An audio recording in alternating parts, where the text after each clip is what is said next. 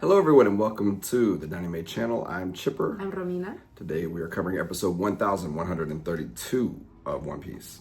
A pledge to Ginny, Kuma becomes a father. So, this is getting really hard.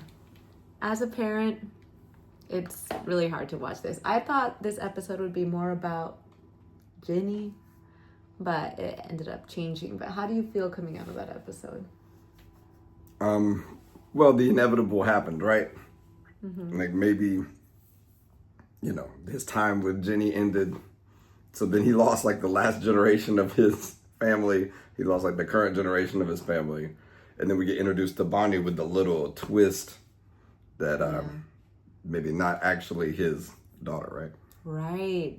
Like, anyways, we'll get there. So it definitely was not what I was expecting. So let's go ahead and kind of do a little recap of what happened. So in the last episode, it ended by the news that she was taken. We learned a little bit more about why that like the wife of a celestial dragon wanted to take her, but we really don't know why besides that. And he, is taking out his anger. He goes to the South Blue and helps wipe out all of the army there, and the people start applauding him and say, like, after 3 years, like, we finally achieved this, like his one moment of anger.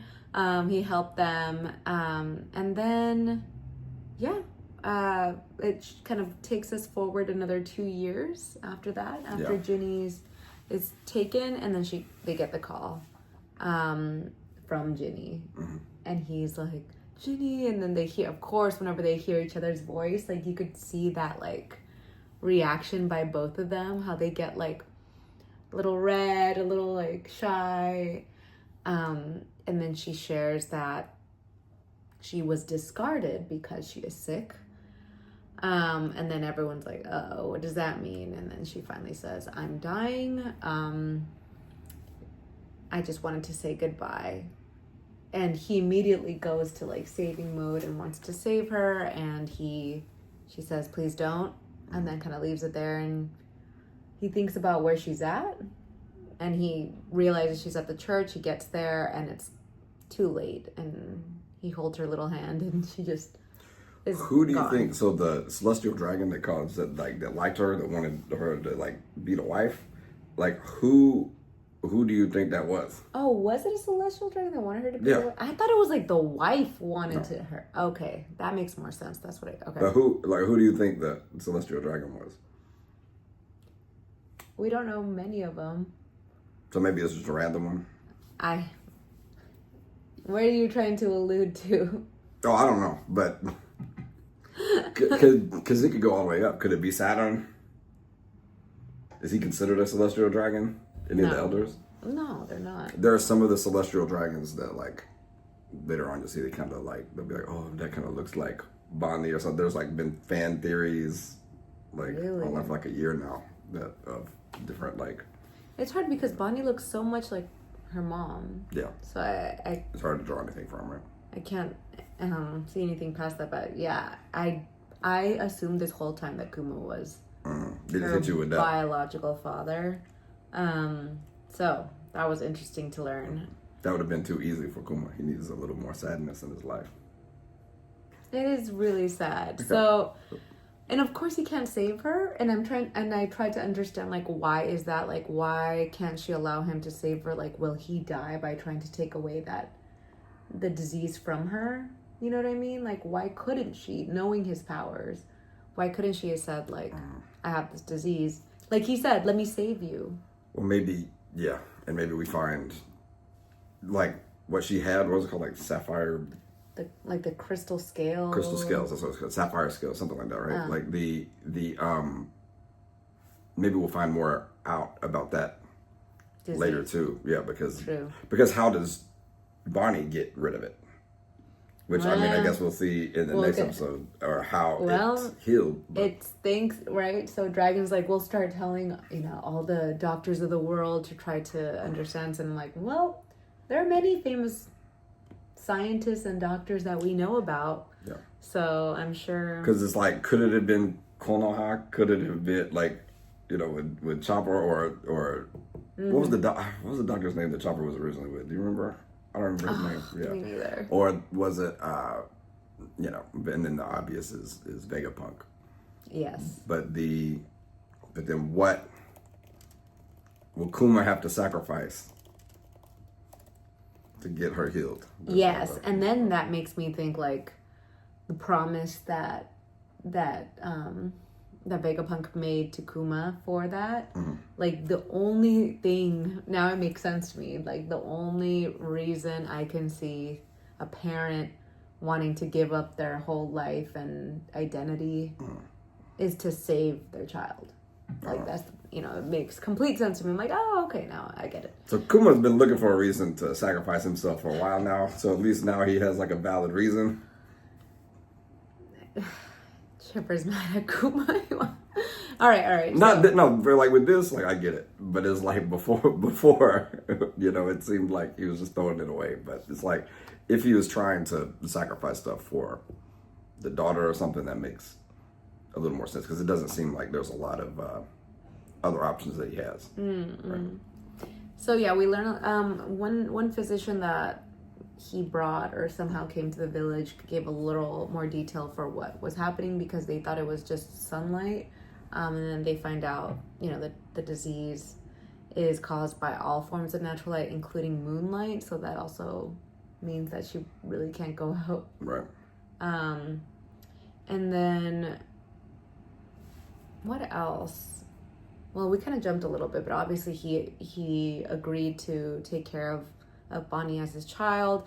What I thought was really cute though, like before they learn a little bit more about the disease, like it shows, how he's trying to take care of a newborn. Oh, some brief moments of happiness, levity in the like 5 years or a couple of years, and the elders. I felt like they were the family, right? The elders were there.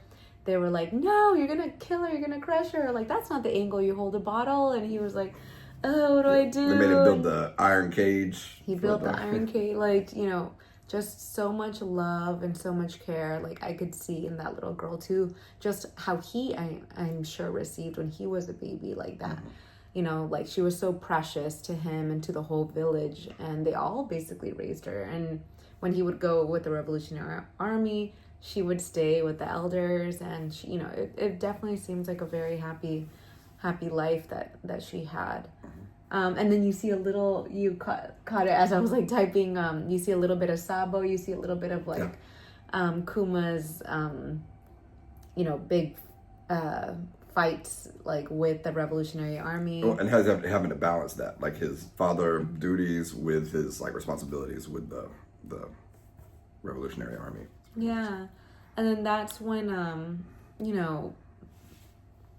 the first time he notices the crystals for Bonnie, right? That's because that wasn't even like in their mind before, but they saw the crystals and he immediately starts boarding everything up.